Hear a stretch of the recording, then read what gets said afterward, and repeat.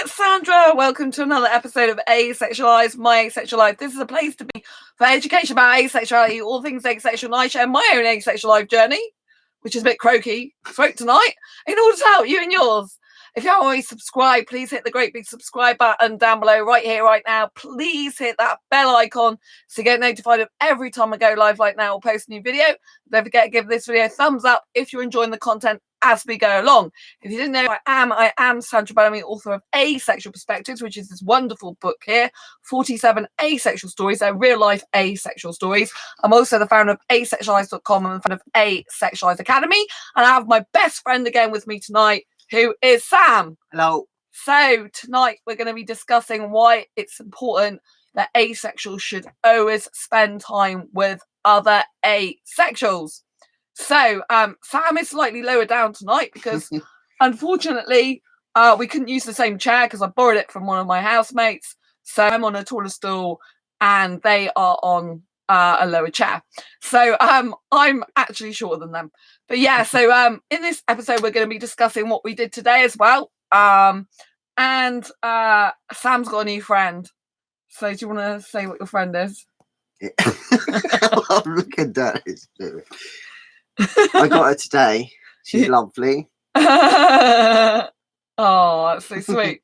So, if you didn't already know that we are in the middle of like a big meet-up between me and Sam, and we've got the group asexual meet-up tomorrow. Yes. And today we went and saw Disney on Ice in Exeter. Hence why we have got the beautiful little puppy. Well, it's not we, it's Sam's. Yeah, we're not shouting. I know. So we went to see Disney on Ice today, and it was absolutely amazing. It was brilliant. And I'm gonna leave it to Sam to tell you what was good about it, because my throat's hurting a bit anyway.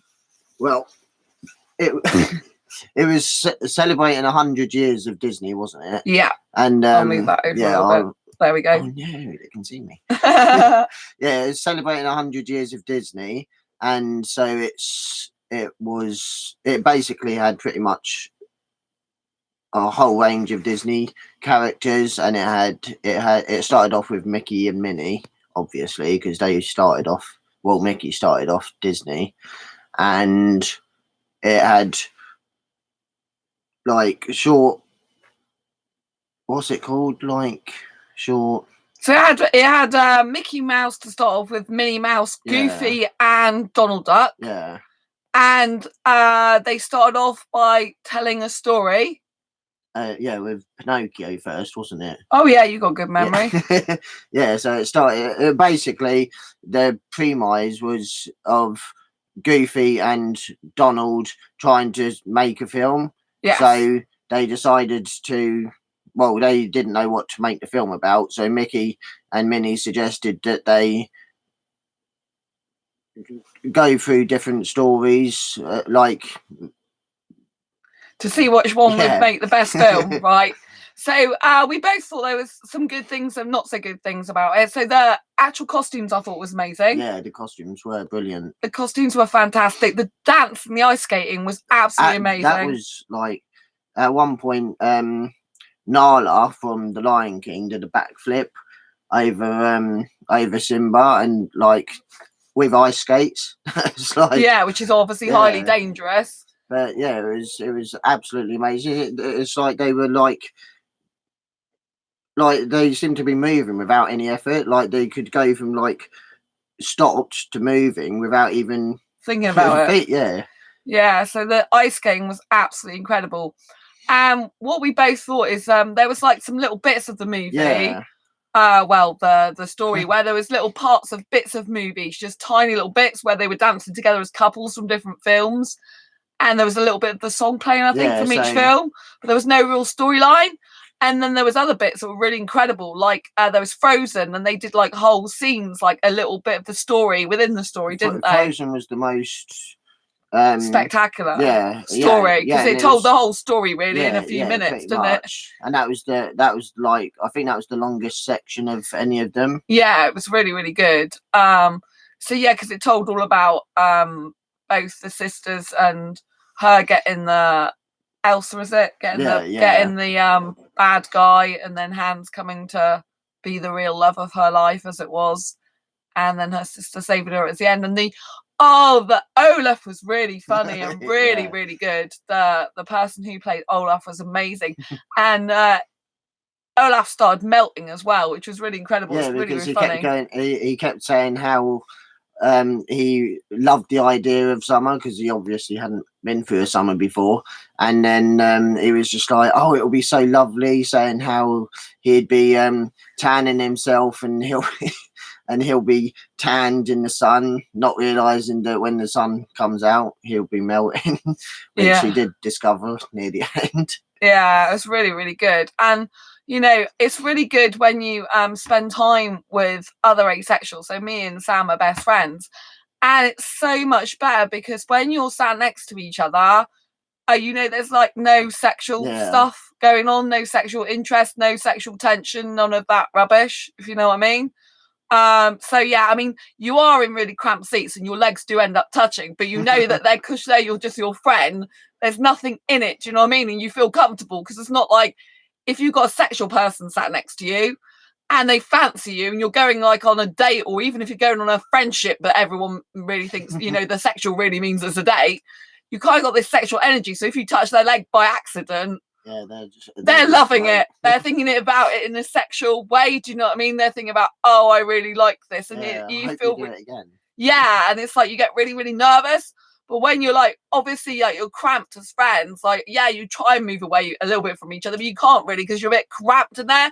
But it's kind of like the other person's got no feelings like that towards you, so that you know that you're safe. Do you know what I mean? You can relax and be happy, and you think, oh right, okay, well maybe our legs shouldn't be touching because it's a bit weird because we're just friends, but you're kind of like in a cramped environment. It's better to be touching a friend, well, I don't mean it that way, but it's better that you have someone doing that to, like, for example, if I was doing that with a woman sat next to me or a man sat next to me who I didn't even know, that for me would be even more uncomfortable because it would be like I don't even know them, I can't trust them. They might be sexual. They might be feeling sexual stuff just by me touching their, like my leg pressed against theirs by accident. Whereas when you're doing that with a friend who's not sexual, you know that you're very, very completely safe and that you haven't got any untoward feeling towards the other person, if that makes sense. Yeah.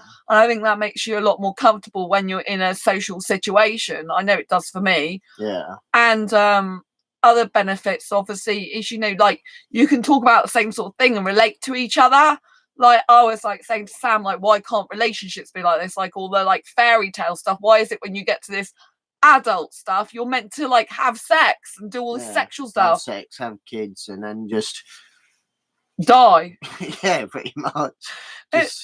But like when I've hung out with like sexual people in the past, it's always like all the conversations always boil down to like sex, cars, or well, depending on who you're with, like either girls or guys or whatever. And it's like we've had discussions about pretty much everything. Yeah.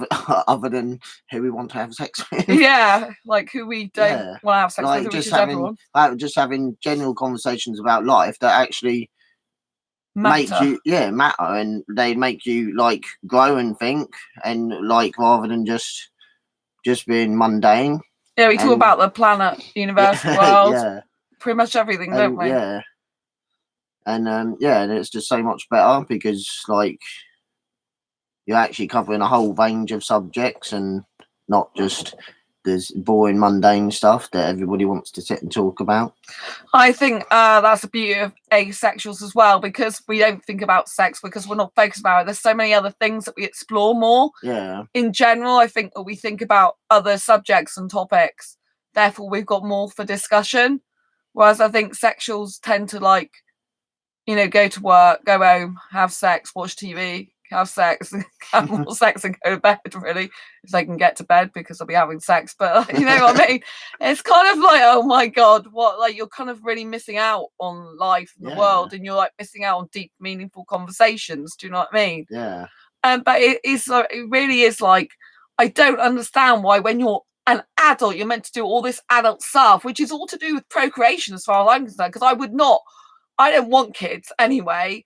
but I certainly don't want sex. And all I see is people just having sex really to procreate, because it's kind of like we were saying, weren't we? After they've procreated, it's kind of like they just kind of go on in their life, not with really any ambitions and dreams. A lot of them, not everyone's like this, but a lot of the people we find, they're like that. And they just kind of like, you know, do a job and, you know, watch TV and don't really do much with their life, you know?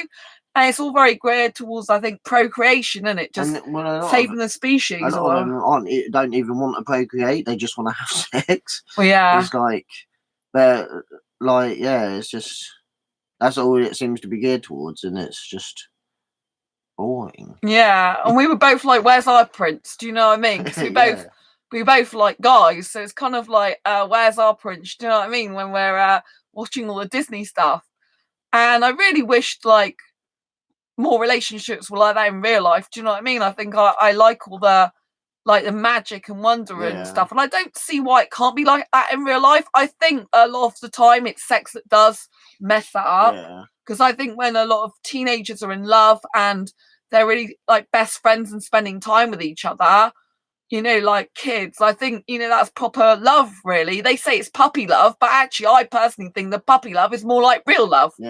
And it's the more adult love that's more sexual and somewhat distorted from real true love. That's what I personally feel. And I think like Sam can relate to that, because we're both asexual. We can kind of like think the same. Yeah, but a lot of like people that I've discussed asexuality with, but they're not asexual, have always said like, how can you love someone and be in a relationship with someone and not have sex with them? So it's like, a lot of them think that you have to have sex to love someone, where it's like completely different, because like people have sex and don't love people, and I think you can have a deeper love for someone with not having sex, because you're not relying on that as part of to keep the relationship together. Like you're not thinking, oh, I'm gonna get sex this week or whatever. And like some relationships stay together just because like they don't like the thought of not having sex with someone. Yeah, it's for the wrong reasons, isn't it? Exactly.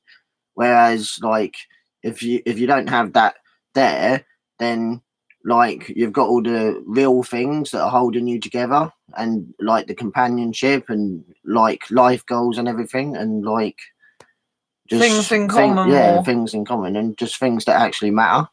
Yeah.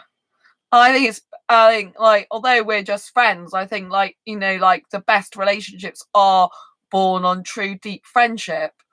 And I think it really helps having really good asexual friends, because once you've got such good best friends, like we're best friends, we know that if we have a relationship with someone that isn't as good as the friendship we've got, then it isn't really going to be a good relationship, because it's like, why should we settle for anything less than we can have in our friendship? Yeah, exactly. Do you see what I mean? You kind of like, I think it helps you to have higher standards in the relationship when you've got such a good friendship, if that makes sense. Because in the past, I would have, you know, lower standards, because I would think, oh, no one's like me.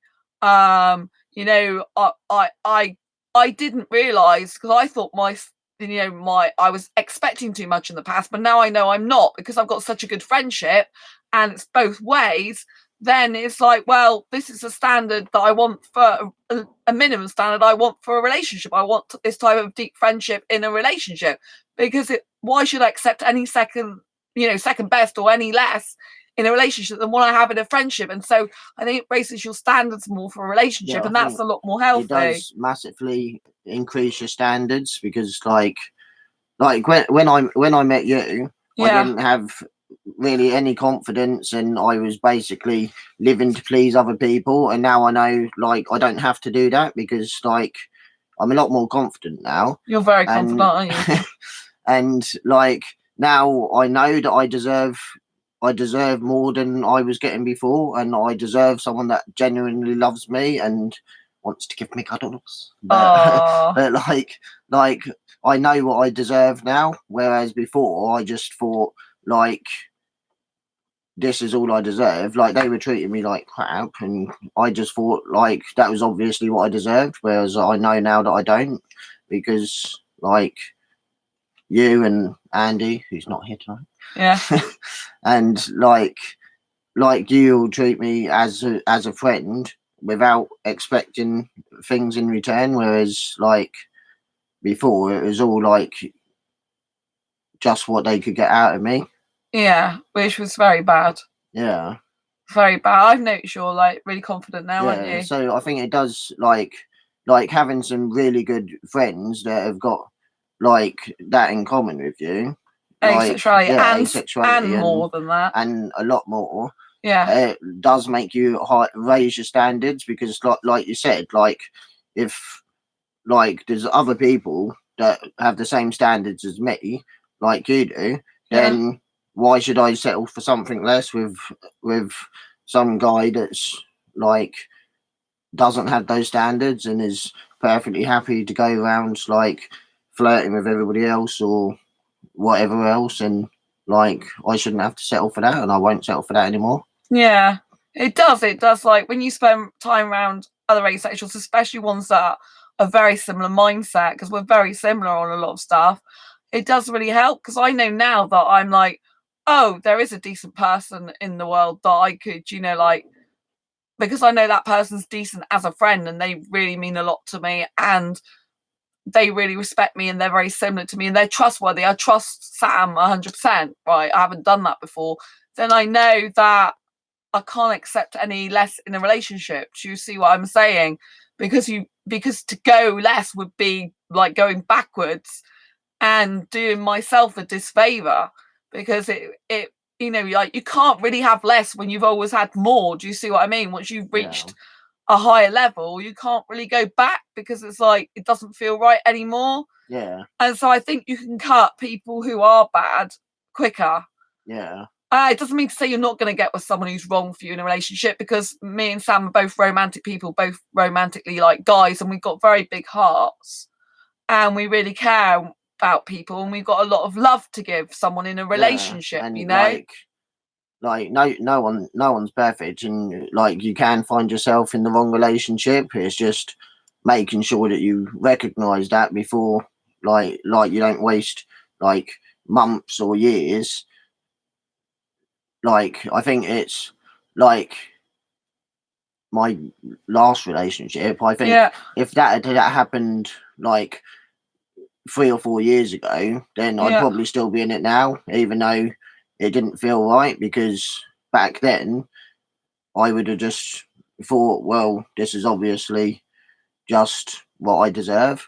Whereas now, like, because of the friendships that I've made in the asexual community, like and like because of the high standards of you guys, like I realised, like after after a very short time, like I think 3-4 weeks we were together, I was just like, this isn't right. Like it doesn't feel right. There's no connection, and I ended it because, like I said, like I didn't want to be 3 or 4 months down the line and still feel the same way, because I would have been dishonest with him and dishonest with me, and it wouldn't have been fair on either of us. Whereas 3 or 4 years ago, I would have just settled for it. Yeah, I think that's really important, because the guy I was with this year who wasn't asexual, I was only with him for 3 weeks, and I don't want to go into everything that happened because I don't think it's fair, but the relationship wasn't a good one in the end. You know, there were some good things in it, like he was 23, I like that. At the beginning we got on really, really well and everything was going good in the beginning, so it wasn't like every time I was with him it was bad, because in the beginning it was really, really good. But I realised in a very short space of time that I just couldn't be with someone like that anymore, because they didn't care enough about me, and it wasn't right anymore, and I had to cut it because it was just like not really going anywhere, and it was not good or healthy for me anymore, or us, me and them anymore. So so I stopped that. You know, it's pretty much gone anyway as far as I was concerned, but I officially ended it, you know. And some people might go, oh, well, why did you get into a relationship so quickly? And, you know, now you're out of it. It's like, yeah, because sometimes you do take risks in life. Hello, Ray. Hi, Ray. Love from me and Sam. Sometimes you do take like risks in relationships. Sometimes you do go for it quickly, because life is kind of short, and sometimes... Yeah, I think sometimes you need to take risks in life. Yeah, yeah, I don't think people should be afraid to take risks all the time. They calculate risks. You know, I think, you know, like, because me and Sam both live on our own, we both pay our own bills, you know, we're not giving up all that type of thing. We still got stability there. So if the relationship we get into quickly doesn't work out, we can cut it quickly if we have to. That doesn't mean to say it doesn't hurt at all, because we're both caring people. We both feel for other people. However it ends, do you know what I mean? Yeah. But it just means that we won't stay in a relationship. Thanks for the thumbs up. We won't stay in a relationship that's no good for us. And I would have stayed in bad relationships years ago. But, you know, some people are like, to me, they're like, oh, why did you get in a relationship so quickly, like this year? And it's like, well, I tried it, you know, it didn't work out. It felt right at the time, it didn't work out. But the fact is, I cut it quickly. And I won't stay with a guy who's no good for me anymore. You know, if I find out very early on that he's no good for me, even though I haven't been with him long, I won't worry about what the world thinks or people in my group think or friends think. I'll just be like, well, it wasn't right for me. And I tried it, it didn't work out. I think that's a really important point, because like before, I did always used to think like what other people would think of me. Like, so like I'd be more worried about people thinking, oh, he's only been with him for a few weeks or a few months and he's already broken up with him. And like you said, like you didn't care about what, like this time you didn't care about what they thought, and like I don't care about what people think now. Like at the end of the day, it's my life to live and your life to live. So it's up to us what risks we take and what choices we make. Yeah, I mean, one guy in one of my groups did say, oh, it won't last. And then when it didn't last, he was like, I told you so. And it's like, well, okay, you told me so. You were right. But that doesn't change the fact that I did it. And he could have been wrong. Yeah. And, you know, I think it's far better sometimes to take some risks in life than it is to sit behind a computer and not do anything. Yeah. Do you know what I mean? Quite a lot of people, they sit there and say, well, I can't get a relationship, but they never pursue because they're afraid of being with someone and having to split up with them. They're afraid of being vulnerable, of giving their heart to someone, even if it's just for a brief time.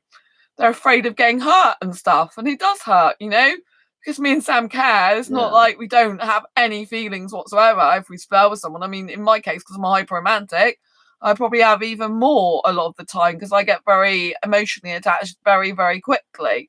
And my emotional attachment usually goes along with romantic attraction, and often they say too. So I've got like multiple attractions I kind of have to disperse very, very quickly. So it's kind of hard in that way. But I think sometimes in life you do have to take risks. I think it's better than sat behind a computer being scared, afraid to take chances, afraid of letting anyone in your heart. Excuse me. I think it's like, you know, I think it takes courage and bravery to actually go out there and say, okay, I'll try this. I hope it works out. If it doesn't, yeah, it might be a bit devastating at the time, but I'll survive. But, you know, I think, you know, sometimes you need to take risks, and sometimes it's good to be proactive rather than reactive. So many people are like, you know, they don't want to get hurt, so they're not even speaking to each other, you know. Like, I think that's one of the problems with asexual dating as well. It's just kind of really hard because most people, they don't continue the conversation. That's what I found. Like, I'll start chatting to a guy on like one of the asexual dating sites, and then as soon as like we could be chatting for weeks or months or whatever, but then as soon as I like start putting out feelers to see if they're interested in a relationship or something, all of a sudden it just fizzles out and they just stop talking, because like I think they like the idea of having a relationship, but as soon as it becomes a possibility, they're like, no, this is too much, and they just disappear. So it is like really difficult to actually find someone else that's that is actually willing to take a risk and take a chance and find a relationship and put time, energy and effort into it, and actually mean what they say. Because like Sam says, there's so many people. I've done the same thing, right? I start talking to someone, but usually I move to the relationship thing very quickly. You know, I'm like, you know, like, what are you on this app for? What are you on this dating site for? Friendship or relationship? And then I'll often say, oh, I'm looking for, well, some people say friends and other people say relationship, and then they'll usually reciprocate the question, and they'll usually ask me the same question. I'll say, I'm looking for a relationship. and then some of them have just stopped talking to me. And it's like, well, you're on a dating app or you're on a dating site, then, surely that means you're looking for a relationship. If you're not, what the heck are you doing on it in the first place? Because, you're kind of giving false vibes out or false intentions, unless you put on your profile, I'm just looking for friendship, and that's it. Do you know what I mean? And so it becomes very difficult, it's like, I'm serious about getting a relationship, Sam's serious about getting a relationship, but there are not that many people, I don't feel, in the asexual community that really genuinely want a relationship. It's like Sam says, they like the idea of it. It's like a fantasy, but the reality of it is too scary. It's too committal. It's too involved. It's too much energy and effort. And a lot of them just stop talking. And then some people will complain, I can't get anyone. It's like, well, you have to put time, energy, and effort into a relationship. It's hard work. It's not easy. If it was easy, everyone would be doing it and people would be all in relationships happily ever after. Ray, I can't get a relationship now. I have 7 rescue dogs in my house now. Laugh out loud.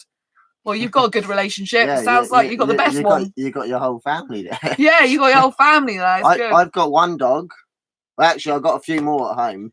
Yeah. I just bought this one today. Yeah, this is Sam's. Yeah. But I've actually got like about 24 soft toys now, so I think about 4 or 5 of them are dogs. Yeah. I've got one in my hotel that I brought down with me. So you do like dogs? As long as they're soft and cuddly and not real. Ray's got a dog. Remember? So Ray's one with a husky dog. I was showing Sam pictures of your dog actually, which is really beautiful. Actually looks really lovely. Yeah, because Sam does get a bit scared of dogs because you had a bad experience, didn't you? Well, several. I've been bitten 3 times so far. Bitten 3 times, oh dear. So yeah, it's not good. I've been bitten by a hamster before though. Well, to be fair, on like one of the dogs in particular, it wasn't her fault. Like we were kids and she'd just had puppies and we didn't know, and we ran past the garden screaming and she came out and bit me. Mine's a bit big, Sam, that's what he said. That's why it still looks lovely. Yeah, I said it's lovely to Sam that your dog's lovely. But I was showing some pictures of the dog. So yeah, but I just think like I think asexuals should always spend some time with other asexuals. Yeah. I don't think any asexual should not be seeing or speaking to other asexuals, because you need another person that understands you, that gets you, because once you've got that understanding, what other people say doesn't matter as much. Like, if you've got people that don't understand you in your family, your friends, your social circles, but you've still got other asexuals that you can turn to who understand you, get you, it kind of like validates your identity more. It makes you feel better. It reassures you that everything's okay, that you're not doolally or, you've not got some terrible disease and all this other rubbish they put out on the internet about asexuality. I mean, asexuality is a genuine sexual orientation, and me and Sam both know it's a genuine sexual orientation. And some people are like, well, I put that on Facebook before, and someone that was actually asexual turned around and said it's not a sexual orientation, it's the absence of it, but it's still an orientation. Whether it's the absence of sexuality, it's still an orientation, and it's just as valid as heterosexuality or homosexuality or any of the others. Yeah, so I put a post out on Facebook because I'm Happy Asexual Awareness Week, by the way. I forgot to say that. And we've gone into the Sunday now, to technically in the UK it's not Asexual Awareness Week anymore, but because it ran until Saturday the 26th of October. We do have an asexual group meetup today for Sam's birthday, which is actually on the Monday, which is tomorrow now. So we're kind of celebrating asexuality still. It's kind of like it's a group meet for Sam's birthday, but it's also quite fit in that it's kind of like the end of the week asexual meetup as well. So it all works out really well. What were we talking about? Well, like you said, with validity and that, through my experience with going to meetups and making asexual friends and that over the last couple of years, has really helped me to understand myself better and to acknowledge and accept myself for who I am, because I had through like talking to like you and others in the community, like I have discovered like none of us are identical. We've all got like differences in that, but like different people that I've spoken to have had similar aspects of the way I am and the way I feel, and it made me realise, well, maybe I'm not broken, maybe I am just as valid as anybody else. Yeah, it's really important. My best friend is asexual. She helps me rescue dogs too. Oh, that's really sweet. My best friend is asexual. She helps me rescue dogs too. So why, Ray, if they're your best friend, why can't you have a relationship with them? Or have they got a relationship already? Because I know you're looking for someone. But if they're your best friend and they're also asexual and they help you rescue dogs, you've got that in common. Why can't you be in a relationship with them and date them? Or are they already in a relationship with someone? As that to me would be quite logical to ask them, you know, if they like guys. Obviously, Sam doesn't like females in that way. But if your friend who's asexual likes guys, then why don't you ask them if they've thought about more than being friends with you? Do you know what I mean? Because they might want to be in a relationship with you. She does not want a relationship. She likes to be friends. Oh, is she an aromantic asexual then, or what? There's aromantic. So there's a lack romantic attraction. They don't usually, well, a large proportion don't want to have a relationship because they don't experience romantic attraction, so they don't think they need it. They prefer platonic friendships. But yeah, so I mean, if she just wants to be friends, if you've already discussed that with them, then that's fair enough. But obviously, I think she is, yes. All right, yeah. A large proportion of the asexual community is aromantic. Sammy's a lack romantic and sexual attraction. Obviously, if you're a romantic asexual, like we're both romantic asexuals, it can be harder to find a relationship because a lot of aromantic asexuals, they just want to be friends. And that's quite logical and reasonable for them. And that's what they want. And that's fine. It just makes it harder when we're trying to find someone for a relationship because it's like, they don't want one. Do you know what I mean? So, which is fine for them. It just makes life more difficult if you're romantic because you're like more of a minority within a minority, if you understand what I mean.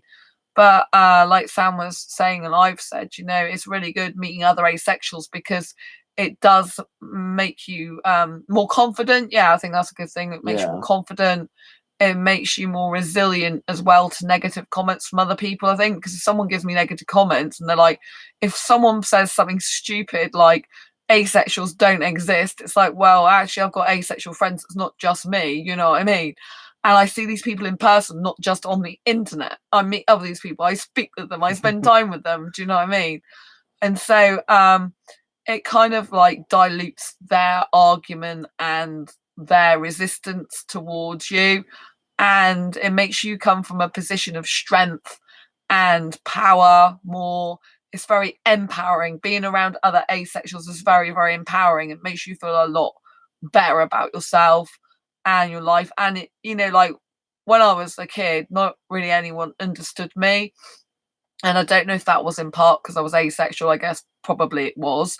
And my parents understand me a lot more now than they did before. But, you know, when me and Sam start talking and when we continue to talk, we've got so much in common.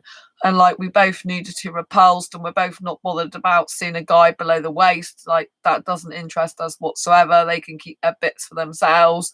Above the waist is nice. Yeah, above the waist is nice. Yeah. as long as it's hairless. Yeah. So Sam likes a hairless chest and so do I. We're basically like the same guy that hasn't popped up yet, but we can't both have him.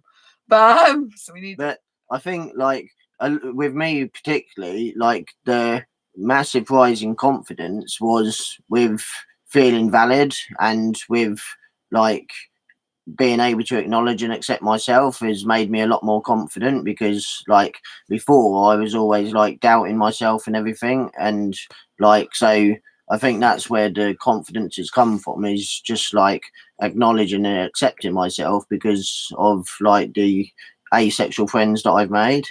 Yeah, it does help, doesn't it? Because it's like, well, there's others like me, so it's kind of like the world's wrong, not me. Yeah. Like the world's wrong for telling us, there's something wrong with us, because there's nothing wrong with us. We're perfectly valid in and of our own right.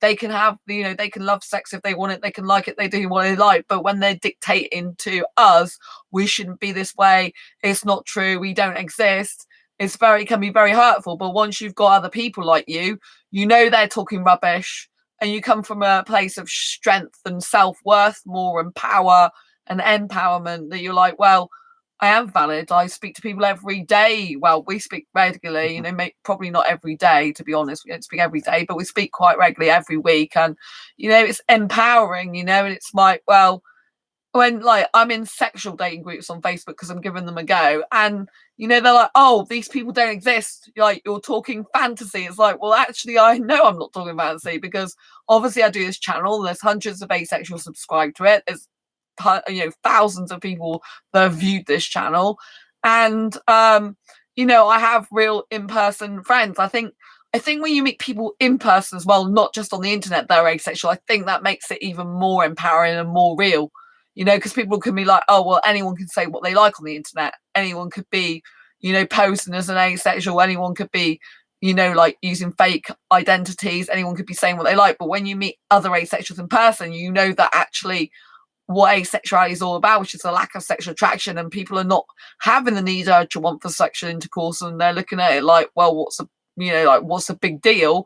When you've got people in person that you're talking to like that, it makes it a lot more real and valid and stronger sense of like where we're coming from. It's more empowering, it's more like it's true, if you know what I mean. It's definitely true. It validates it more. It finalizes it more. It's like whatever someone says, they're talking rubbish, because we're really here and we're in person saying it. It's not some fictitious like profile or something that pops up. Maybe, do you know what I mean? We meet people that are actually like us in person, so we know it's true. If that makes sense. In person, I've met like dozens of other asexuals. So like either they're all figments of my imagination, or asexuality does actually exist. And obviously there is I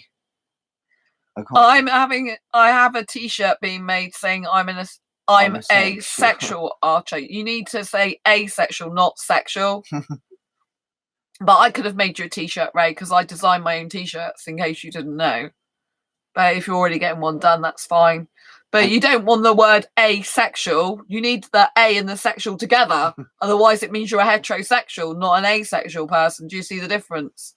So A with a space, sexual archer, would be the opposite of what you are. You need to A, and you need the A and the sexual together like this. Do you see what I mean? Written together. So make sure they get it on make sure they put it on the t-shirt correctly. Because how have you written it? You've written that you're a sexual person, as in you want sex, which is not what you want. You don't want to have a t-shirt like you'll have all the women wanting sex with you, because that's what you're saying. You make sure, yeah. But I do design t-shirts. I have my own shop on Redbubble, which the link's down below. I've got several of them. Yeah, Sam's got several and t-shirts several hoodies. and hoodies from me. So I actually design them and sell them on Amazon and on Redbubble. Redbubble's got a huge shop full of asexual merchandise, and I design it all myself. So what anyone wants, I can make. So yeah. But yeah, if you're already getting it done, you're already getting it done. But just for future reference, so that you can get asexual bedding from me, mugs. You got a mug, didn't you? You can get asexual like laptop cases, phone cases. I'll probably think of a new t-shirt design I want soon. Good. Greetings cards. So if you want to get someone a Christmas card for it with got asexual stuff on there, you can get asexual. Like, it's blank inside for your own message. So greetings cards and notebooks as well, isn't it? Notebooks, clocks. The clocks are popular. Big scarves, which you could use as a flag to put on the wall. Shower curtains. Pins, the little flag pins. No, I don't do them in my shop. No, because Redbubble won't sell them. Yeah. I keep you in mind from now on. Yeah, I do all that. You must have seen the stuff in the groups. That's all my own stuff that I design from scratch. Like, I don't copy other people's. Other people copy mine sometimes, and I have to keep saying, keep writing to the Amazon saying, can you take this down, because it's my copyright. They shouldn't be having it on there. And I mean, it's nice that they appreciate my design, but I wouldn't copy someone else's work. I spend about 3 hours designing a new design often. Do you know what I mean? So, you know, I've got asexual emojis now. So I have bath mats as well. I have pictures on the walls, all sorts of stuff. Bedding's quite popular. Cushions, like floor cushions as well. Like your dogs could all have asexual floor cushion pillows. They'd be quite good. So yeah, tons of stuff. Duvet covers, like clothing, like leggings. Obviously we do women's clothes as well, dresses, but hoodies are good for guys or girls. Yeah, so much stuff, isn't there? Like people don't realize. I think my designs go on, I don't know, over 28 items each. I think it's more like 40 items actually, the last time I looked. But it's a lot of items. I think it's at least 28. So I did say you were smart when I first saw you. Laugh out loud. Yeah, I am smart. Thank you. I'm not gonna lie. But yeah, so it's really good when you have asexual friends, because obviously you've got someone who can just design t-shirts all the time. But yeah, it's really cool. But yeah, so having like meeting other asexuals is essential. You know, I think you should always be spending some time with asexuals, like people who are like you, because it just boosts your confidence. It makes you feel great about life more, makes you feel like finally I'm understood, you know, finally I'm not lonely like I used to be. But I would never go to like a meetup like over a weekend or something with non-asexual people, because like when I've been to asexual meetups, and like especially when I come for the weekend and that, like we don't stop talking, like we're with each other, like, well, what time did we meet this morning? Just like 10 o'clock this morning. Yeah, well, I was 10. A bit late. Quarter past like, 10. And it's now like it's now like midnight. So yeah, it's like the next day. We've been together for quite a lot, and we haven't stopped talking about pretty much everything. Whereas like I wouldn't be able to, and like that it goes on for the whole weekend. I couldn't do that with like just heterosexual people, because like non-asexual people, because I just wouldn't have. I don't think I've got as much to talk about with them, because like with all the asexual, all of the non-asexual people that I've worked with before have always like just wanted to talk about the same boring old stuff, like sex, cars, and sports, and girls or boys, and it's just like not stuff that I want to talk about. So I think I've got much stronger friendships that I've been in the asexual community. There's stronger friendships because we've got so much more in common, and so much like we've got bigger aspirations and stuff. That's really important. Yeah, but that's another thing that I've learned through like you particularly, is like I couldn't be with a guy that doesn't have like any life goals or any aspirations. Like I've got my universe, my sci-fi universe, that I absolutely spend so much time on, and it's basically my life goal. And like I couldn't be with someone that didn't have some sort of major thing in their life that they wanted to achieve, because like you only get to live this life once, and like I think if you're not doing something to achieve something at the end of it, then you're kind of like just like someone once said to me like years ago that I was basically just drifting through life without any like without any purpose, and it really hit me hard, because like when I looked at it, he was right, like what he said was true, and it made me really evaluate my life. And I think like since like being around the asexual community, like a lot of the asexual people that I have met have like especially you've got so many projects and things that you do. Thank you. But even like some of the other asexuals that I've met, they've got like big things that they want to do, or that they like. It's just so I couldn't be with someone now that didn't have and because my ex, or in fact probably half my exes, didn't didn't like, one of them didn't even work, so they're like just stayed at home all day doing absolutely nothing because they didn't work, and didn't do anything with their life at all. I don't even know if they are now. They'd still be just sleeping in bed. So like, I couldn't be with someone like that now. I need to be with someone that's gonna make me, because seeing them like that and seeing them push themselves makes me want to push myself more and to grow more. Yeah, that's really good. Thank you. Yeah. As well. Yeah, it's really important. Evening, Harmony. Hey, Harmony Smurf. Nice to see you. I've got a bit of croaky throat today. It's like drifted off to croakiness. But yeah, it's nice. Hello to my little friend. Yay. Oh, thanks for the thumbs up. Lots of love to you. So yeah, we're talking about why it's important to meet other asexuals and what we've learned through that experience and what the benefits are. So it's really good. We've covered quite a lot of stuff already. So what we were talking about a minute ago? Oh, we were talking about. I was just saying how, like, in a relationship, yeah. So I agree, because I think it's so important. Like, I couldn't be in a relationship with someone who doesn't have goals, ambitions, and dreams. I cannot be with someone. I know that a lot of people in the asexual community, they just want a relationship where they can come home and do Netflix and chill, and it really does mean Netflix and chill, and it's great. It means Netflix and chill and not Netflix and actually having sex. I think that's amazing. But I couldn't be with someone either that just wanted to come home, watch TV, and go to bed. That's not a life to me. It's like, you've got one life to live. Yeah. And you should make your impact and live your life purpose, whatever that is, while you're here to live it. Not waste hours in front of the TV. It doesn't matter what that purpose is, as long as you have a purpose. Yeah. And as long as it has some sort of impact. Yeah.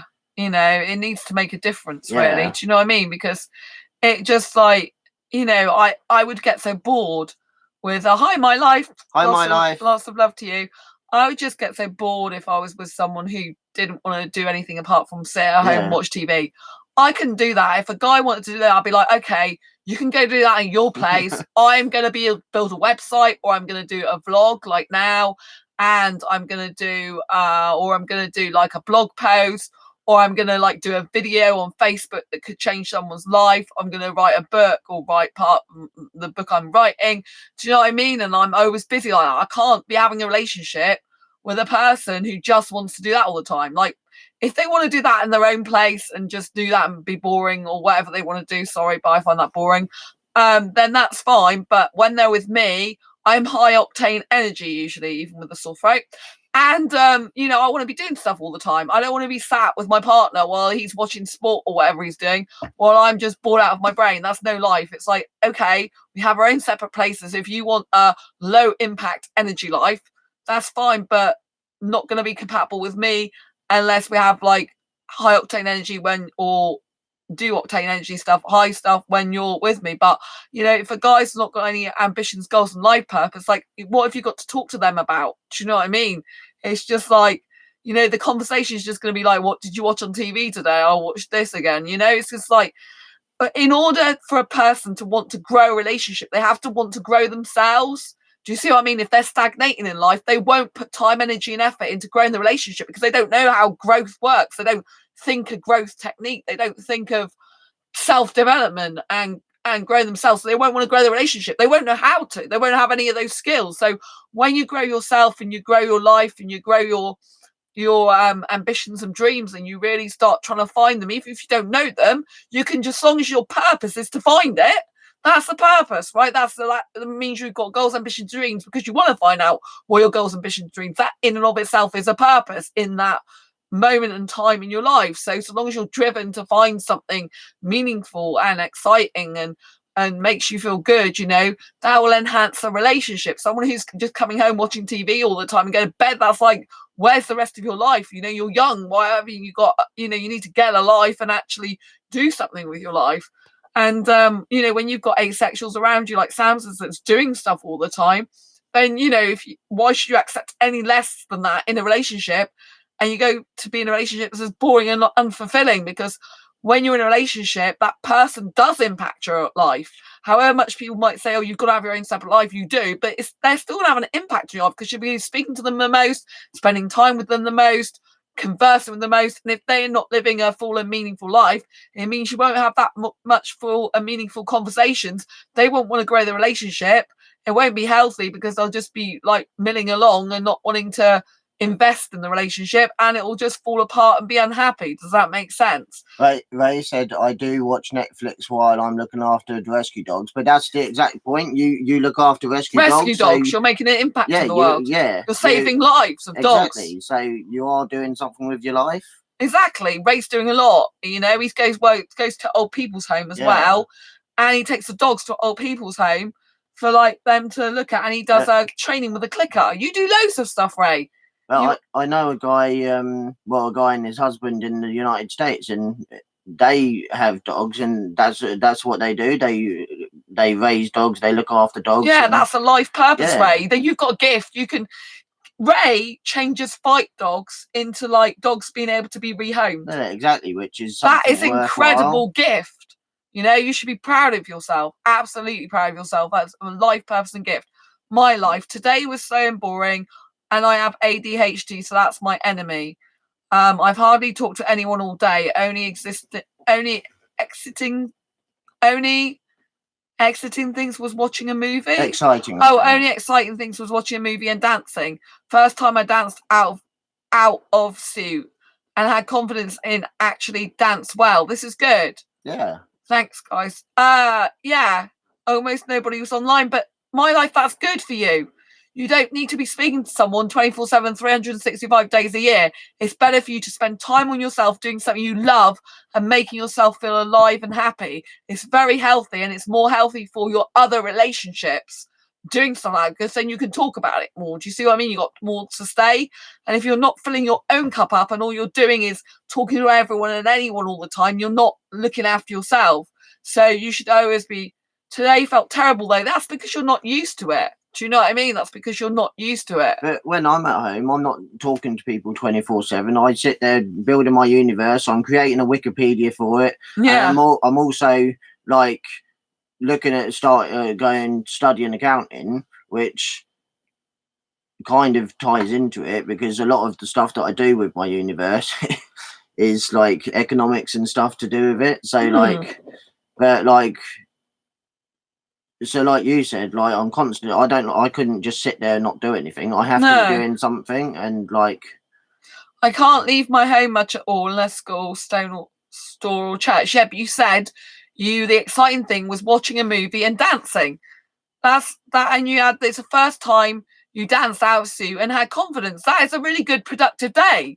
You've grown in confidence. You've done something with your life. You've danced and watched a movie, and that made you feel good.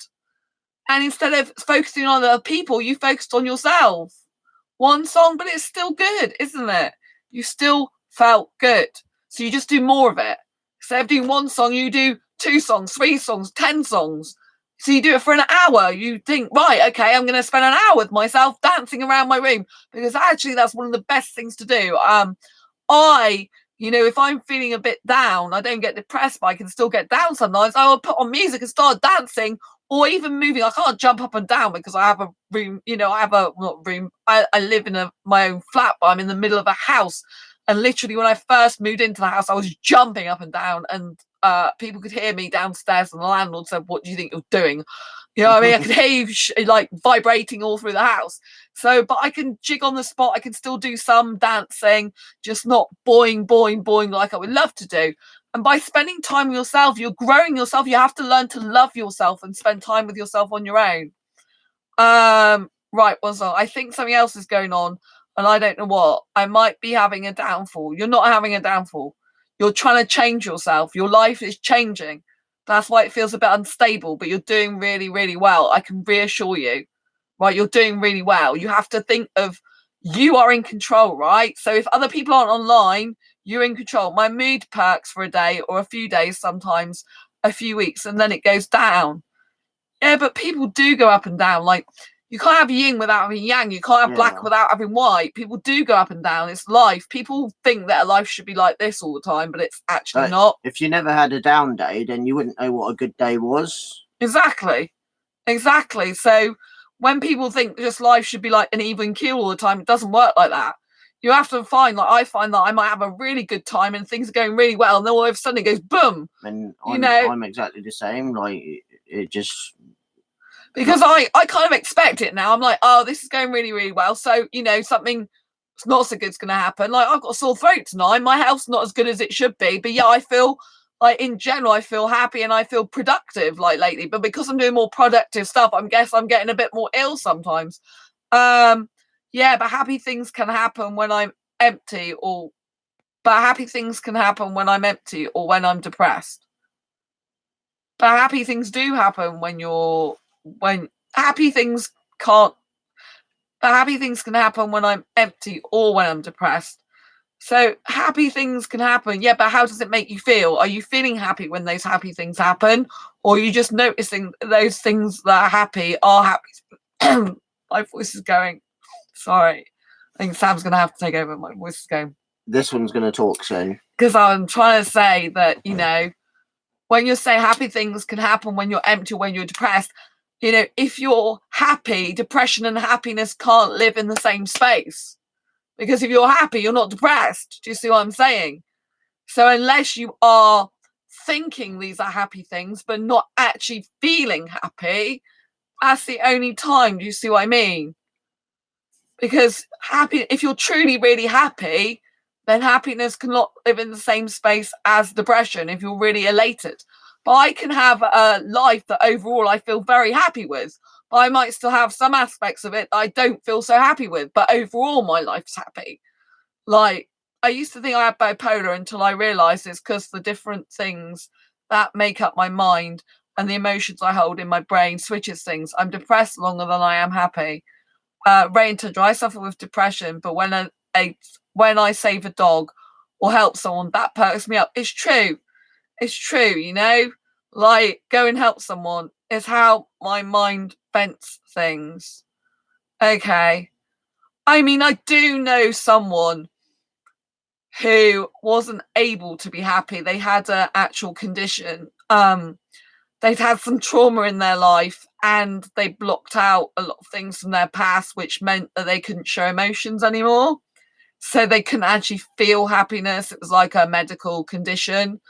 It doesn't mean to say they were always going to be like that, but they'd cut their emotions off so much because of all the trauma that they found it hard to know what happiness was. So I don't know if you've got anything like that. My mind is strange. I'm still exploring it. Yeah.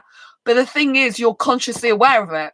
So that's how come it's really good that you're consciously aware. Like, you're a conscious person, right? So I'm consciously aware of stuff. So I was saying to Sam today, right, some things I do are really weird, right? They're really silly, right? So I can be pouring water in a mug sometimes and I'm pouring it and I let it overflow. And it's like, why the hell did you do that? You know that you have to stop pouring. But occasionally my mind will just end up thinking of something else and I'll be pouring it and it doesn't register that I've got to stop pouring and therefore the cup of water will overflow.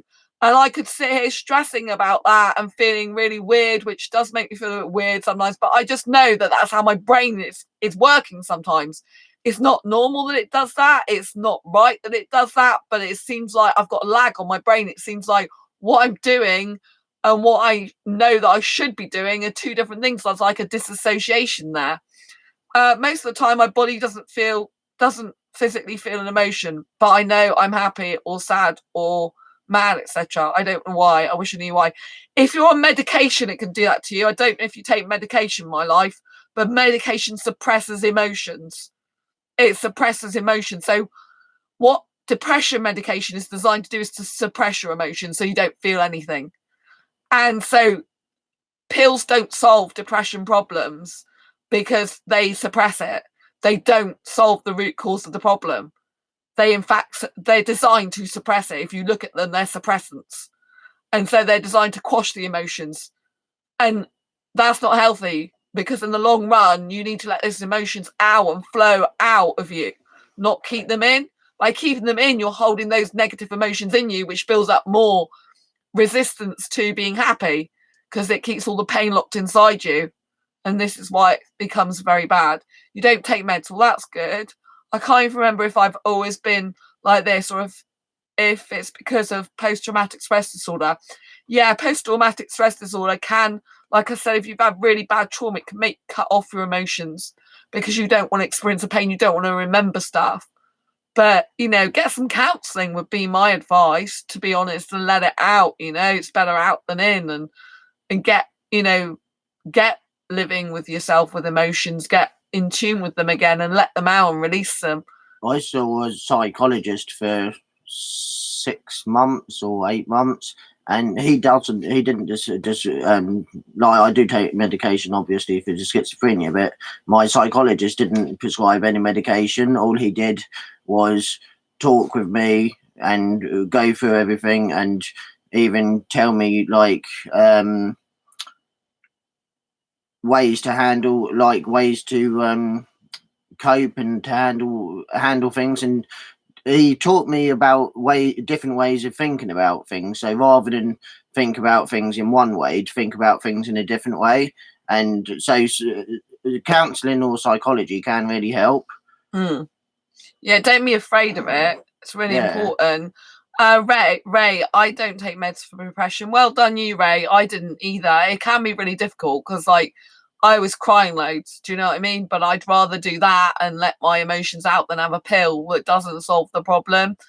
And I did have, lots of counselling, and to be honest, not all counselling helps if you haven't got a supportive counsellor, but letting things out can help you. But I realised in the end, it was only me that was going to change my life, and I chose to be happy because I just came to the conclusion, when I was diagnosed with fibromyalgia, I couldn't be depressed anymore because I would literally put myself on crutches or in a wheelchair like so many people with fibro, because emotional pain manifests in the body as physical pain. So the more emotional pain you keep inside you and don't let out, or the emotional pain that you carry with you on and on and on, it manifests in the body in physical stuff, and therefore you get more pain throughout. So one day I just realized, with the fact I didn't used to self-love, I used to think, well, if you go around your whole life not loving yourself and hating your life, you're with yourself 365 days a year and you're in this life, so you either love yourself and make your life better for yourself, or you're making life miserable for yourself because you're with yourself all the time. And if you're saying all these negative stuff like hate, don't like, horrible, then you're really making yourself ill and making yourself unhappy. And why would I want to do that anymore? It's pointless because life is too short. People are dying all around us, and we should be grateful and thankful for life we have got. And if we're not, we should be changing it, because it's up to us to take control and change it. Do you know what I mean? My life, I've questioned myself a lot, thinking I don't actually feel any emotion except on rare occasion, and my mind trucks me to think I'm happy even when I feel I'm not, etc. But I refuse to think like that somewhat. Lots of people realising I don't really seem to care about much. I don't know why. I don't know what's going on. I refuse to tell the school psychologist because I don't want most people to know about it. But if you speak to the psychologist, they're not allowed to tell the rest of they're not allowed to tell like the school or the people. They have to keep it confidential. You know that. But yeah, I mean, fear is what stops a lot of people from progressing and moving forward in their life. You've got to face your fears really and change it. And I know you feel emotion because you feel so much for your boyfriend. You're always talking about your boyfriend. You have a lot of emotions for your boyfriend. So you do have a lot of emotions. But I was initially the same. I've had mental health problems since I was young, and I didn't, when I first was sent to counsellors and that, when I was at college, I didn't speak to them. It's only the last few years that I did start opening up and speaking to them, and it has helped so much. Yeah. So I know it can be really difficult to trust someone and to talk to someone, but it can really help. Yeah, Ray, if you feel down my life, you're welcome to message me anytime. Yeah, Ray likes people to talk to as well, because Ray does have depression, so it helps him as well, having someone to talk to. So you both like wolves. So that's good. I like wolves too. I know you like wolves too. So yeah, but yeah, my life, you've got to bite the bullet. I know you want to change your life, and things are feeling a bit weird because you're actually changing yourself lately. I know you are. You said you're feeling happier, and what happens is my life, but I'm afraid of her thinking that I'm incapable of feeling emotions or something like that. I don't want meds, and I don't want to go to some psychology place. Well, I used to see a counsellor, not a psychologist. I have seen a psychologist once, I think. You can choose who you see. But counsellors and psychologists don't judge you. They're not there to judge you. They're there to help you. Because I used to say that to my psychologist when I first started seeing him. I was always like saying that I was worried about saying too much because I didn't want him to judge me. But by the time I did finish with him, I did say to him like how good it had been, because I realised that he hadn't judged me on anything I said. I'd said a hell of a lot of stuff to him and he never judged me once. You've only told 3 people about this. I mean, I doubt, you don't, first of all, you don't have to take any meds if you don't want to. You just tell them you don't want to take any meds. You two, my father figure, Seth. Oh, bless you. Lots of love to you. Well, thank you for confiding us on here. I appreciate that. I think, obviously, to be honest, I think a lot of it's to do with trauma in your past, I think, and the way your life is and has been. And I personally think that, I don't think you're incapable of feeling emotions. I think you have a lot of difficulties in your life, from what I know, and you have trouble accepting yourself as a human being, I think, and you have trouble accepting yourself as a person, therefore, and you kind of want to escape and run away maybe a bit sometimes, if I'm getting this correct about you, because obviously I only know a little bit about you online. But I think that you're beautiful in and of your own right. I think you're a very intelligent person. I think you're very old soul. I think you know a lot for your age. And I think that can make it seem like you've got not many people to relate to, but actually you're far advanced for your years. And that's a very, very good thing. I wish I knew what was going on with my brain. Well, some people can have conditions where, they tend to block out emotions, like if you've got post-traumatic stress disorder, because you don't want to remember the bad incident, the things that have happened to you, but you have to sometimes relive some of that experience to let it go. You sometimes have to face those difficult problems, and counselling can help you do that. I mean, the fact you've got something with your brain is, is in of itself a really good thing, because you're consciously aware of it. It's people who are not consciously aware they have a problem that have a real problem. It's people that realise, I don't know, with post-traumatic stress disorder, your mind can learn to block out any emotion that causes pain. Yeah, but I know that you experience a lot of pain. I just know that about you. Even if you're trying to block it out, you can't. Do you know what I mean? Suppressing emotions is not good. It slips up. So I do agree that with post-traumatic stress disorder, Sandra knows a little what I've been through. Yes, Ray's been through horrendous stuff. I'm not going to say on this channel because it's not fair, but Ray has been through very catastrophic, horrendous stuff that I wish happened to no one ever in their life. I don't personally stop myself from feeling emotions. My brain does all that. Emotions and the brain are strongly linked. They're very close together, like the brain and the emotions. They're all linked together, so they have an impact on each other. The mind, body, and soul are 3 different things. They're all connected, the mind, body, and soul, though, because what we think about manifests. So if we think about a painful situation, it will manifest itself in the body as dis-ease, which is why we get disease. The brain controls the body and the soul is there for the ride. So the brain, the soul, obviously you can, if you're spiritual, the soul can live on and on, but the brain and the body, like your brain is the most important thing, right? You've got to keep that energized. You've got to keep that exercise more than anything. So if your body deteriorates, you can still live, because you keep your brain active and going, right? So the brain is the most important thing to exercise, but the brain and the body are closely linked. Whatever pain you feel in your mind, subconscious mind, not conscious mind, will manifest itself in your body and life as pain. So we have two different consciousnesses. We have a subconscious and we have an actual conscious. Our conscious is what talks to people and says things to people. Our subconscious is what actually is from our past. It's from situations that crop up that trigger us that we don't even realize because we're not consciously aware of it. So, for example, like I've been poorly recently, right? I've got a sore throat again now, but I've had an infection. I've had to go for blood tests. I've had to go to doctors, kept feeling dizzy. Now I know I feel dizzy if I get low blood pressure, and that's associated with stress or grief, right? But I was consciously happy.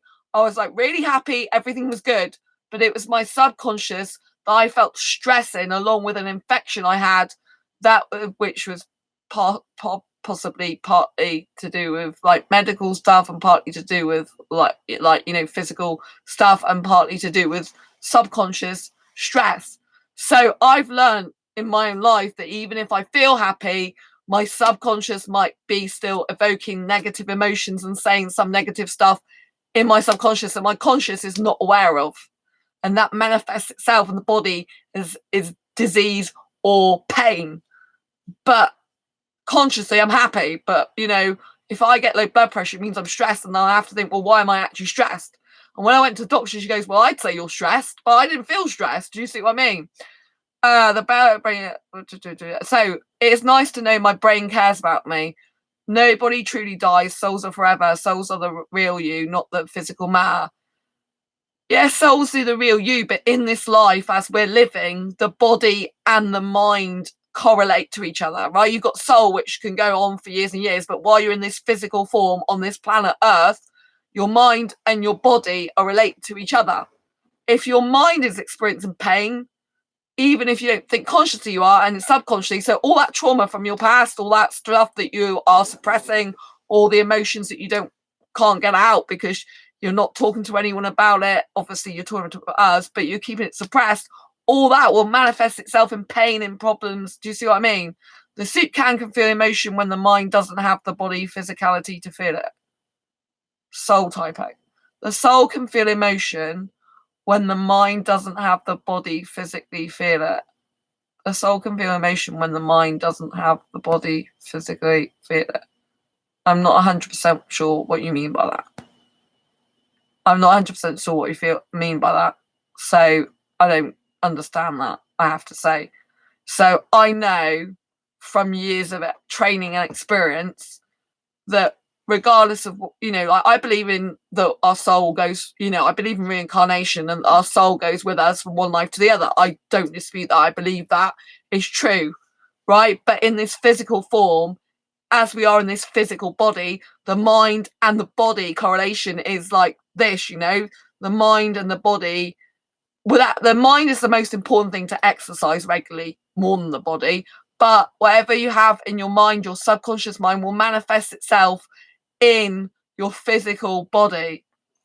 It does that to protect the soul from the pain the body will go through. Once the body feels something, the soul can feel it. I know they're connected. I think you're saying the same thing, aren't you? The body, mind, and soul's all connected, because the body, mind, and soul is connected. The body, mind, and soul is all connected, because your soul will feel pain because it's the soul is part of your emotions are part of your soul, aren't they? Do you know what I mean? So if you're not living your life purpose, the body, mind, and soul are different, yeah, but they're all connected closely. I think we're saying the same things. But I think what I'm trying to say is, you are saying to me that you have got these emotions and you sometimes feel emotionless and you're feeling happy and depressed. You're happy, but you're feeling depressed while you're experiencing happy things and you're trying to work through that. But I'm trying to say you've got a subconscious mind, and the trauma that you've experienced throughout your life and that you're suppressing is going to have a negative effect, which will have a negative effect on your emotions, which will affect your soul anyway. Like if I don't go out, Like, I talked to my doctor recently, right? I'm at war with myself. Oh, bless you. A lot of people are, but they don't realise it, you know? And what I'm trying to say is, like, I think we're both talking about the same thing, my life. I think we're both agreeing, just we're putting it in different ways. To be honest, I think we're both understanding ourselves at the same way, but we're just phrasing it slightly different. Because I agree, body, mind, and soul's all different, but they're all connected. That's the whole point of what I was trying to say. But maybe I wasn't getting it across properly. But you know, like, I have to say as well that when you're changing yourself, you have the old version of you plus the new version of you. Like, I think you are subscribed to my other channel, aren't you? Quirky Books on Net. There is, Quirky Books TV, which is to do with my Quirky Books on Net website. On Quirky Books TV, there is the old you versus the new you. It's an episode I did on myself, and it was all about when I was changing myself. And what will happen is when you try to change yourself, develop and grow yourself, the old you will pull you back sometimes, and you'll battle between the new version of you and the old version of you. And it's like a war. It is like a tussle, because the old you wants to keep you in the old habits and bad patterns that you were used to. The new you wants to change. So, for example, if I decide I want to change, like, so for example, I'll give you a real example, right? I've had website domains for years, right? Over 7 years, lots of them. I had a whole load of quirky domains that were like a quirky family. I realised in the last year that I was emotionally attached to my domains. It might sound weird, it might sound crazy, but they've been through a lot while I've been in my life. They've been through a lot of years with me, and I always had ambitions and dreams for them. But I realised lately that I can't keep doing the same thing because I keep getting the same result. Like, my financial situation won't improve if I've got websites I'm not really doing much with, because I should be doing stuff with other websites, developing, growing other businesses. That's not to do with asexuality. I'm still doing asexual stuff. I'm still developing, growing that. But there's some websites I'm not using anymore because asexuality took over, to be quite frank with you. And they're not, these other websites are important to me anymore. So I've given up some of my domains, which was emotionally difficult for me, because I'm emotionally attached to domains because there's a meaning behind them. You know, they're just a domain name. That's all they are. But they meant so much to me, you know, and I can never get those domain backs once I give them up. So it's like a fear, do you know what I mean? But I used to raise something better. But like, you know, like for a long time, my mind for years has been thinking about giving them up, but it won't, because it's battling, saying, well, I think they're still useful. I can still have a use, but I've got better domains that I'm going to be doing stuff with in the future. But when you're trying to change yourself, your old mind and your new mind will be battling with each other. If you're trying to change a new habit, like I do exercises usually every morning, but when I first started like getting into an exercise routine, my old brain's like, I'm not used to this. I'm just used to getting up. And I don't want to experience any pain. But with fibromyalgia, exercise can make the pain worse. But if I don't do any, it can make it worse. So now I have a certain amount of exercises I do each morning, and I miss it when I don't do it because my body's used to that. And so it means you get into, once you go into a habit, new habits, it's better, but it takes 21 days to form a new habit.